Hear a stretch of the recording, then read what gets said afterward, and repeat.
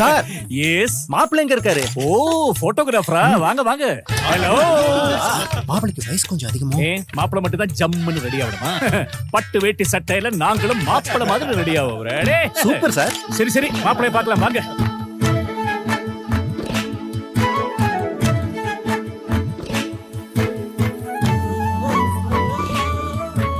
மொத்த குடும்பம் மாப்பிள மாதிரி ரெடி ஆகிற இந்த கல்யாணம் ராம்ராஜ் கல்யாணம்.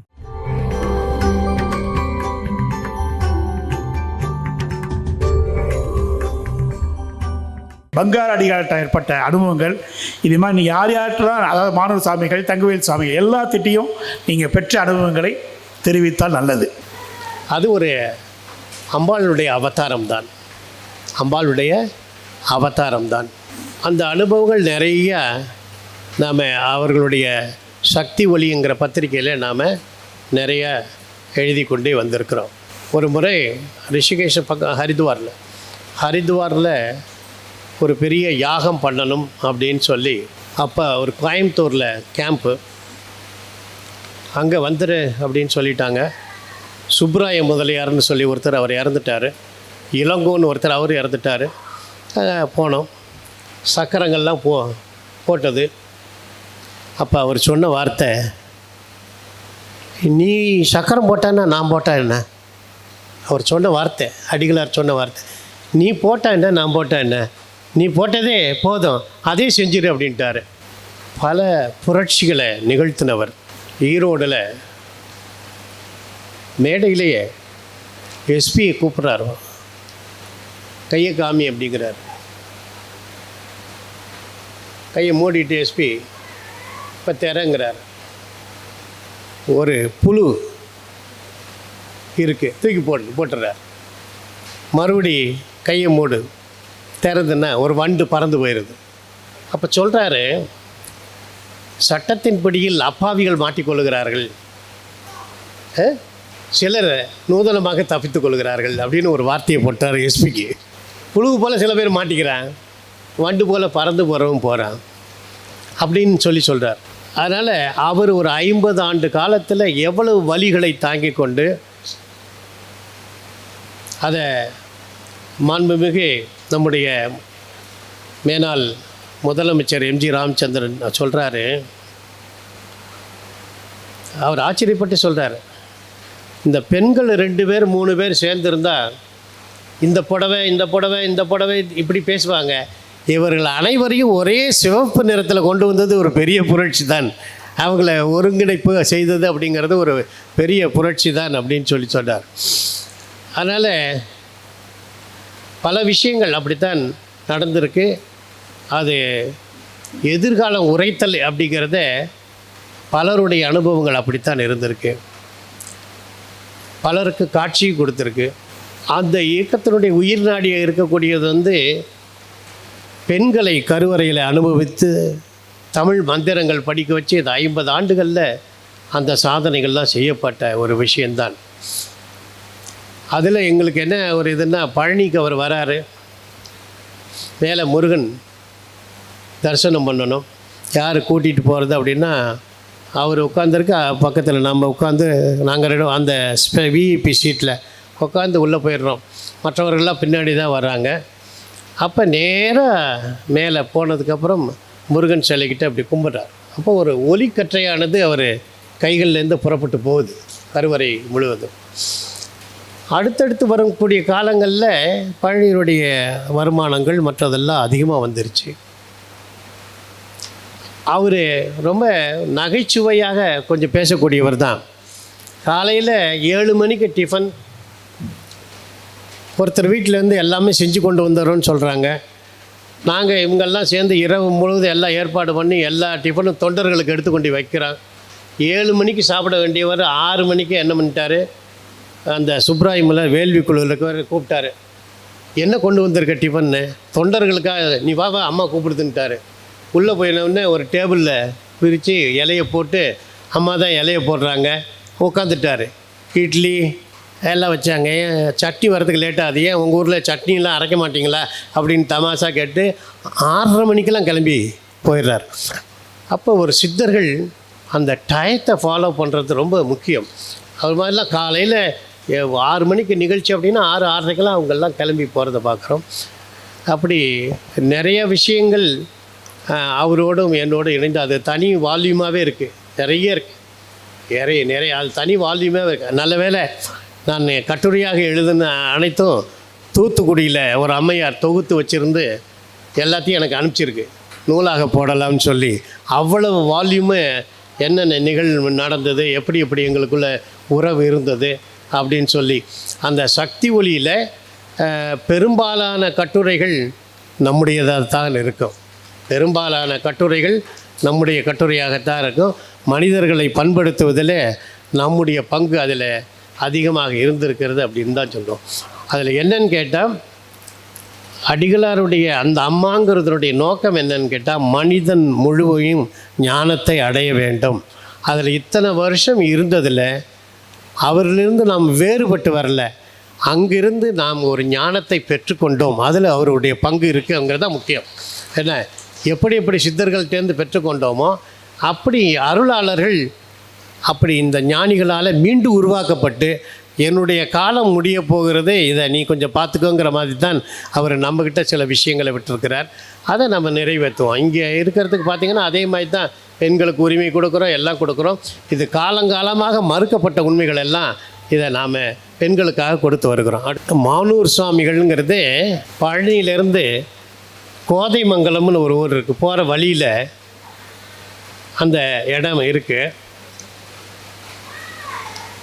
பெரிய சித்புருஷர், 1008 இடத்துல அவருக்கு சமாதி உண்டு. ஒரு இடம் 2 இடம் இல்லை.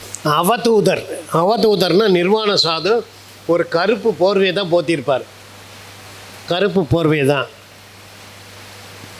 அந்த அதிஷ்டானத்துக்கு யாரும் அதிகமாக போனதில்லை. இப்போ சமீபத்தில் ஒரு 20 ஆண்டுகளில் நிறைய கூட்டம் அதிகமாக வர ஆரம்பிச்சிருச்சு. பலருக்கு காட்சி கொடுத்துருக்கிறார். ஒரு முறை பகல் 12 மணி இருக்கும். அப்போ பேராசிரியர் ராமச்சந்திரன், ஆயக்குடி ஆறுமுக சுவாமி, நான் நின்றுட்டுருக்கோம். அந்த நேரம் சண்முகபுரம் பழனியில் லட்சுமிபுரம் அந்த வேலி ஓரமாக சுவாமி இந்த கருப்பு சால்வையை போர்த்தி நடக்கிறார் மெதுவாக. திடீர்னு பார்த்துட்டு ஆயக்குடி சுவாமி, ஐயோ மானூர் சாமி போகிறாங்க அப்படிங்கிறார். உடனே பேராசிரியர், நீங்கள் எல்லாம் போய் காலில் விழுந்து அவர் திடீர்னு கோவப்பட்டுற போகிறார், அவர் பின்னாடியே போவோன்னு மெதுவாக பின்னாடியே எல்லாம் போகிற முள்ளாக இருக்குது. அடுத்து தங்கவேல் சுவாமிகள் வீடு, அந்த ஓரத்தில் வேலி ஓரம் போகிறாரு. நாங்களும் சாமின்னு சொல்லிட்டு தங்கவேல் சாமி வீட்டுக்குள்ளே போய், சாமி உங்கள் குருநாதர் வேலி ஓரத்தில் போயிட்டுருக்கிறார் அப்படின்னு சொல்லி தட்டாப்பட்டான்னு அவரும் எந்திரிச்சு வந்து பார்த்தா இவர் வரவும் அவர் மறைஞ்சு போயிட்டார். அப்போ எங்களுக்கு நேரில் மானூர் சுவாமிகளை பார்த்தோம். எல்லோரும் வீட்டுக்கு அருமையான காட்சியை நான் தவற விட்டுட்டேன்னு தங்கவேல் சாமி சொல்கிறாரு. அப்போது டெலிஃபோன் மணி ஒலிக்குது. டெலிஃபோன் எடுக்கிறாரு. எடுத்தால் எதிர்முனையிலேருந்து, நான் தான் டிஜிபி துரை பேசுகிறேங்கிறாரு. டிஜிபி துரை பேசுகிறாரு. என்ன சாமின்னு சாமி கேட்குறாரு. சாமி, ஒரு 5 நிமிஷத்துக்கு முன்னாடி நான் ஆஃபீஸ் போகிறதுக்காக போட்டு தொப்பி எடுத்து வைக்க போகிறேன், ஜன்னல் வழியாக பார்க்குறேன், மானூர் சாமி தோட்டத்தில் நடந்துகிட்டு இருந்தார். இங்கே காட்சி கொடுத்த அதே நேரம் சென்னையில் டிஜிபி துரை அவர்களுடைய அந்த குவார்ட்டர்ஸில் நடந்துகிட்டு இருந்தார். என்ன செய்கிறதுன்னு தெரியல. உடனே தொப்பி கீழே வச்சுட்டு வேகமாக தோட்டத்துக்கு போய் பார்க்குறேன், சாமி மறைஞ்சிட்டார் அப்படின்னு சொன்னார். அப்படிப்பட்ட மகா சித்புருஷர் அவர். அவருடைய இதுக்கு ஒரு முறை மாலை 6 மணி 7 மணிக்கெல்லாம் போயிருக்கிறோம். யாருமே இருக்க மாட்டாங்க. அந்த நேரத்தில் சுவாமிகள் சில ரகசியங்கள், அதை வெளியில் சொல்ல வேண்டியதில்லை, நவக்கண்ட யோகம்ங்கிறத சொல்லி கொடுத்தது அந்த மானூர் சுவாமிகளுடைய அதிஷ்டானத்தில் தான். சுவாமிகள் ஒரு பக்கமும் நான் ஒரு பக்கமும் அதை எப்படி செய்யணும் என்னங்கிறத சுவாமி சொல்லிக்குவார். இதை தேடிக்கிட்டு எங்கள் ப்ரொஃபஸர் ராமச்சந்திரன் இங்கேயே வந்துட்டார். அதனால் அவர்கள் எதையும் செய்யும் வல்லமை உடையவர்கள். அப்படிப்பட்ட பேராற்றல் உடையவர்கள் அவர்கள். இன்னும் பார்த்திங்கன்னா நம்ம போய் மாணிக்கம்ங்கிறது தான் பூஜை பண்ணிகிட்ருக்குறான்.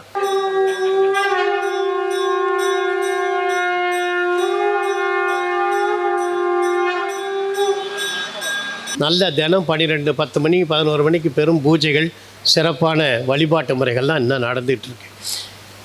அது மாதிரி நிறைய சித்தர்கள், பொள்ளாச்சி புரவிபாளையம் சாமி, கோடிசாமி, எல்லாத்திட்டையும் ஒரு நெருக்கம் இருக்குது, அவர்களுடைய அனுகிரகம் இருக்குது. அதனால தான் எந்த சித்தனும் செய்யாத சித்தடல்கள் அம்மா செய்கிறதுக்கு காரணம் அதுதான். எல்லாருடைய இது யாரும் அப்படி பண்ணலை, அவ்வளவு சித்தாடல்களை அம்மா பண்ணியிருக்கிறத பார்க்குறோம். நல்லது. சித்தாடல்கள் உங்களை பண்படுத்துவதற்குத்தானே ஒழிய பணம் சம்பாதிப்பதற்கு அல்லங்கிறத சொல்லிட்டு அடுத்து இங்கே தொடர்ந்து அமாவாசை வேள்விகளுக்கு துணை இருக்கின்ற லண்டன் புலேந்திரன் அவர்கள் கேட்ட கேள்வி, சித்தர்கள் பரிபாசையில் சொல்லக்கூடிய சாகா கலை, போகா புலை, வேகா தலை, இந்த மூன்றுக்கும் ஞான விளக்கம் தேவைன்னு கேட்டிருக்காங்க.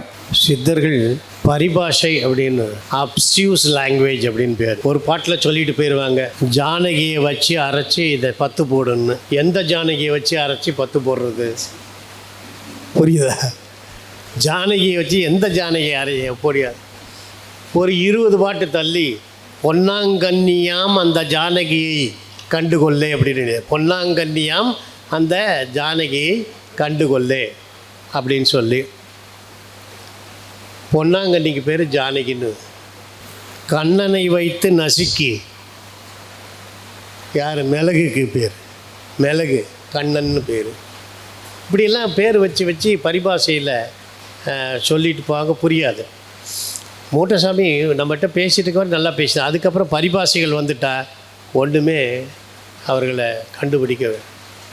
இது தங்கவேல் சாமி ஒரு சித்தரை சந்திக்க போகிறாரு. அங்கே போனவொன்னே போய் உட்கார்றாரு. அவர் சமையல் செய்கிறான் ஒருத்தன் 30 வருஷமாக. அவங்ககிட்ட பாரு, இன்றைக்கி சாமி வருதுன்னு சொன்னல, வந்துருச்சுல்ல அப்படின்னு சொல்லிட்டு அடுத்த வார்த்தை சொல்கிறாரு, துப்பு கெட்ட கழுதைக்கு உப்பு அள்ளி போடு, துப்பு கெட்ட கழுதைக்கு உப்பு அள்ளி போடு. இவர் சாமி சொல்கிறாரு, சாமி நான் வந்த வேலை முடிஞ்சிருச்சு, எனக்கு புரிஞ்சிருச்சு, நான் வரேன். இந்த லாங்குவேஜு அந்த சித்தனுக்கு தெரியுது. இதில் முப்பை கொஞ்சம் சேர்த்தீங்கன்னா அது சித்தி ஆயிருங்கிறத சொல்லிட்டார், அவர் புரிஞ்சுக்கிட்டார். இங்கே சித்தர்கள் குறிப்பாக வள்ளலாரும் இதுக்கு விளக்கம் எழுதுகிறாரு. எல்லாரும் எழுதிட்டே வராங்க. சாகா கால், போகா புனல், புரியுதா, வேகா தலை, இதை 3 ஒவ்வொருத்தரும் இதற்கு அவனுக்கு என்னென்ன தோணுதோ அதையெல்லாம் விளக்கமாக எழுதிக்கிட்டே போகிறாங்க. சாகாக்கால், வேகாத்தலை, போகா புடல், விரைந்து கேளு, அப்படி சீக்கிரமாக கேட்டுக்கோ அப்படின்னு சித்தர் பாட்டில் வருது. பெரும்பாலும் சில விளக்கங்கள், கால் என்பது மூச்சு,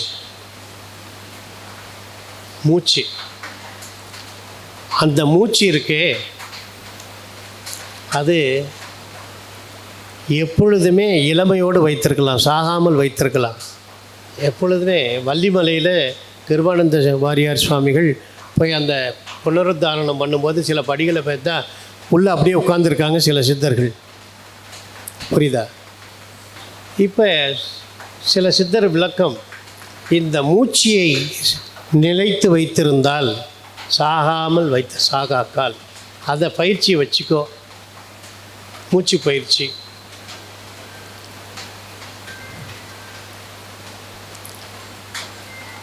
போகா புனல் அப்படின்னு, இது இந்த புனல்ங்கிறதுக்கு பல விளக்கமாக சொல்கிறாங்க.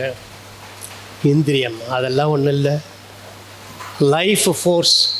காற்று எப்படி இருக்கோ, நமக்கு எப்படி பிராணவாயு உதவி செய்கிறதோ அதே போல் ஒரு ஆத்ம சக்தி இருக்குது. அதுவும் இந்த உயிரோடு சேர்ந்தது தான். வெறும் காற்று மட்டும் நமக்கு உயிர் தரக்கூடியதில்லை. இந்த போகா புனல் என்பது, புனல்னால் தண்ணீர், நீர் அப்படின்லாம் சொல்லிட்டு, அப்படி இல்லை, ஒரு ஆத்ம சக்தி. அதை போகாமல் பார்த்துக்கணும், அது ஒன்று. சரி, இது 2 ஒழுங்காக இருந்தால் என்ன ஆகும்? 2 தலை இருக்குது. ஒன்று வேகும் தலை. இது ரெண்டும் ஒழுங்காக இருந்ததுன்னா இங்கே தான் எல்லாமே இருக்குது. சித்த வேதம்னு ஒரு நூல் இருக்குது சாமி. அவங்க சொல்கிறாங்க 6 ஆதாரமும் இதுக்கு மேலே தான் இருக்குது. 6 ஆதாரம்: மூலாதாரம், சுவாதிஷ்டானம், மணிபூரகம், அநாகதம், விசுத்தி, ஆகியங்கிறது இதுக்கு மேலே தான் இருக்குது. இதை சரியாக வச்சுக்கிட்டா போதும். அது காலத்தை வென்று நிலைத்திருக்கும், மரணமில்லா பெருவாழ்வை தரும் அப்படின்னு சொல்கிறாங்க. அதை வேகாமல் பார்த்துக்கிற ஒரு விஷயம் இருக்குது. இப்படி ஒரு விளக்கமெல்லாம் சொல்லிட்டு வராங்க. 10 விதமான விளக்கம் இதுக்கு போயிட்டே இருக்குது. நான் சொல்கிறேன், புத்தர்கிட்ட பல கேள்விகள் கேட்குறாங்க. பல கேள்விகளுக்கு நீ மௌனத்தினாலும் தியானத்தினால்தான் தெரிந்து கொள்ள முடியும்னு சொல்லிட்டார். அது மாதிரி விஷயத்தில் இந்த சாகாக்கால் போகா புனல் வேகாத்தலை என்பது நீ உட்கார்ந்து குரு கிட்ட உட்கார்ந்து அவர் மூலமாக இது என்னமோ ப்ராட்காஸ்ட் பண்ணி அடுத்த நிமிஷமே தெரிஞ்சு கொள்ளக்கூடிய விஷயம் இல்லை. இது ரொம்ப ஆழ்ந்த பொருளுடைய விஷயம். இதை உட்கார்ந்து 96 தத்துவங்களையும் அவன் தெரிஞ்சுக்கிட்டதுக்கு அப்புறம்தான் என்ன. இப்போ எல்லாம் நினைக்கிறாங்க ஈஸியாக இந்த பொருளை நம்ம என்னன்னு தெரிஞ்சுக்கலாம் அப்படி. அனுபவம் உரை செய்யுமேன்னு சொல்கிறாங்க. முதல்ல நீ 96 உடல் தத்துவத்தை தெரிஞ்சுக்கோ, அப்புறம் சாகாக்கால் என்பதை புரிந்துகொள், போகா புனல் என்பதை புரிஞ்சுக்கோ, வேகா தலை என்பதை புரிஞ்சுக்கோ. நாம் சித்தா கல்ச்சர் ஸ்டடி அப்படிங்கிறதுல இந்த 3 பற்றியுமே எழுதியிருக்கேன் சாமி. 20 வருஷத்துக்கு முன்னாடியே என்ன இந்த 3 பற்றியுமே நாம் எழுதிட்டுருக்குறோம். அதனால் அந்த நூல் உங்களுக்கு உதவியாக இருக்கும். சில விஷயங்கள் அனுபவத்தின் மூலமாகத்தான் தெரிந்து கொள்ள முடியும். அதில் என்னதான் இது இப்படித்தான் இருக்குது அப்படின்னு சொல்லி சொன்னாலும் அது ருசிக்காது. அவர்களுடைய அனுபவத்தின் மூலமாக இதை தெரிந்து கொள்ளணும்னு நான் சொல்லிக்கிறேன். நிறைய விளக்கம் நிறைய எழுதியிருக்கேன், ஒவ்வொருத்தரும் எழுதியிருக்கிறாங்க. என்னன்னு கேட்டால் கண்டவர் விண்டிலர், விண்டவர் கண்டிலர். இதை தெரிஞ்சுக்கிட்டவன் பதில் சொல்ல மாட்டான். புரியுதா உங்களுக்கு? பதில் சொல்கிறவன் தெரிஞ்சுக்கலைன்னு அர்த்தம். இதுதான் இதனுடைய விஷயம். இதை தெரிஞ்சுக்கிட்டவன் பதில் சொல்ல மாட்டான் சாமி, அதோடு ஸ்டாப் ஆயிடுவான். இது என்னத்துக்கு அப்படின்னு பேசாமல் ஆயிடுவான். பதில் சொல்கிறான்னா அதை 100% சரியான விடையாக இருக்க முடியாது. வள்ளலார் அதை டச் பண்ணி சொல்லிட்டு போயிருக்கிறாரு. அப்படி ஆய்வுக்காக உட்கார்ந்து குருவிடம் அதை கேட்கும் பொழுது தான் முழுமையான அதை பயிற்சி பண்ணி தான் தெரிந்து கொள்ள வேண்டும். மங்கையரசி புலவேந்தர் அவர்கள் ஒரு கேள்வி கேட்டிருக்காங்க. விநாயகர் அகவலில் வரக்கூடிய சந்தத்திலே சதாசிவம் காட்டி சித்தத்திலே சிவலிங்கம் காட்டி என்ற பொருளினுடைய விளக்கம் என்னன்னு கேட்டிருக்காங்க. தமிழனுக்கு கிடைத்த மிகப்பெரிய பொக்கிஷம் விநாயகர் அகவல். அந்த விநாயகர் அகவல் அப்படிங்கிறது ஒரு சித்தருடைய அறிவியல். அந்த ஒரு சித்தருடைய அறிவியல் அதில் இன்னென்ன மாதிரி நீ உட்கார்ந்து இன்னென்ன மாதிரி தியானம் பண்ணும் பொழுது அந்த விநாயகர் வெளியில் இருக்கிறாருன்னு நினைக்கிறேன், அவர் உனக்குள்ளே வந்துடுவார். வந்ததுக்கப்புறம் உடம்புக்குள்ளே என்னென்ன காட்சிகள் கிடைக்குமோ எல்லா காட்சிகளும் கிடைக்கும். இந்த சித்தம் இருக்குது, இந்த சித்தத்துக்குள்ளே எல்லா உருவமும் வரும். எதை யார் நினைக்கிறா அந்த உருவமெல்லாம் வரும். சிவலிங்கம்ங்கிறது உருவ நிலை. முதல்ல அருவமும் உருவமும் ஆன நிலை இருக்குது, அதுதான் சிவலிங்கம். அதாவது நவந்தொரு வேதம் ஏக நாயகனே நடிப்பன். 9 விதமான வடிவத்தில் சிவபெருமான் காட்சி தருவான். இந்த வீடியோ உங்களுக்கு பிடிச்சிருந்தா லைக் பண்ணுங்க, கமெண்ட் பண்ணுங்க, ஷேர் பண்ணுங்க, சப்ஸ்கிரைப் பண்ணுங்க. அதோட மறக்காம பெல் ஐக்கனையும் கிளிக் பண்ணுங்க. Sir, yes. மாப்பிள்ளை எங்க இருக்காரு? ஓ, போட்டோகிராஃபரா? வாங்க வாங்க. ஹலோ. மாப்பிளைக்கு வயசு கொஞ்சம் அதிகமோ? மாப்பிள்ளை மட்டும் தான் ஜம்முன்னு ரெடி ஆகணுமா? பட்டு வேட்டி சட்டையில நாங்களும் மாப்பிள்ளை மாதிரி ரெடி ஆகுறோம். Super sir. சரி சரி, மாப்பிள்ளைய பார்க்கலாம் வாங்க.